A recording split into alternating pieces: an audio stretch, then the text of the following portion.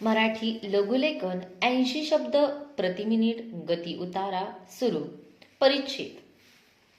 देशातील आर्थिक विकासाची पातळी, सरकारचे विकास धोरण, त्यावर होणारा एकूण खर्च आणि धोरण, राबविणाऱ्या अर्थव्यवस्थे अंतर्गत कार्य करणाऱ्या विविध सामाजिक संस्थांचे स्वरूप यावर एकूण कार्याचा आकार ठरतो आणि त्यानुसार विविध कार्यासाठी किती मजूरशक्ती लागेल हे निश्चित होते.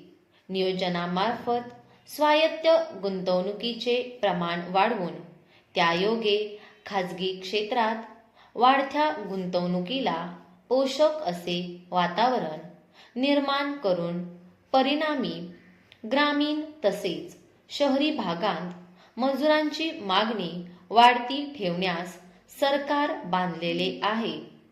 त्या दिशेने धोरण आखून व कार्यक्रम हाती घेऊनही अपेक्षित परिणाम झालेला नाही.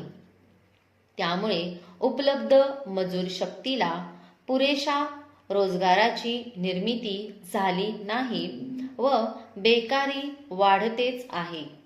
वाढती मजूर शक्ती आणि घटत असलेला रोजगार अशा व्यस्त परिस्थितीमुळे निर्माण झालेल्या समस्येला तोंड द्यावयाचे असल्यास दुहेरी उपाययोजनेचा अवलंब करावा लागेल.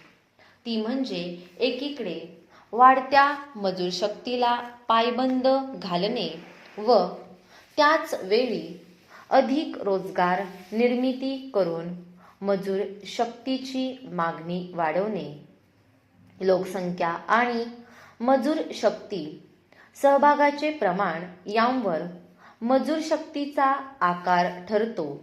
मजूर शक्ती सहभागाचे प्रमाण कमी झाले तर त्याचा अर्थव्यवस्थेवर विपरीत परिणाम होऊ शकतो. यासाठी लोकसंख्येत होणारी वाढ थोपविणे हीच आजची महत्त्वाची गरज आहे. मात्र या उपायाची दृश्य फळे फार उशिरा मिळतात. तथापि या उपायाचा अवलंब करताना एका जोडप्याला एकच मूल यासारखे आत्यंतिक मार्ग स्वीकारणे व्यवहार्य नाही. विशेषतः भारतातील सामाजिक व राजकीय परिस्थिती त्यासाठी अनुकूल नाही. असे असले तरी लोकसंख्या वाढीला आळा बसलाच पाहिजे याची तीव्र जाणीव देशातील लोकसंख्या तज्ज्ञांना, समाज सुधारकांना, अर्थतज्ज्ञांना इतकेच नव्हे तर राजकारण्यांना सुद्धा होत आहे. या ठिकाणी हे लक्षात घेतले पाहिजे की लोकसंख्या वाढीला आळा घालीत असतानाच जास्तीत जास्त रोजगार निर्मिती करण्याकडेही लक्ष देणे ही सुद्धा तितकीच महत्त्वाची बाब आहे.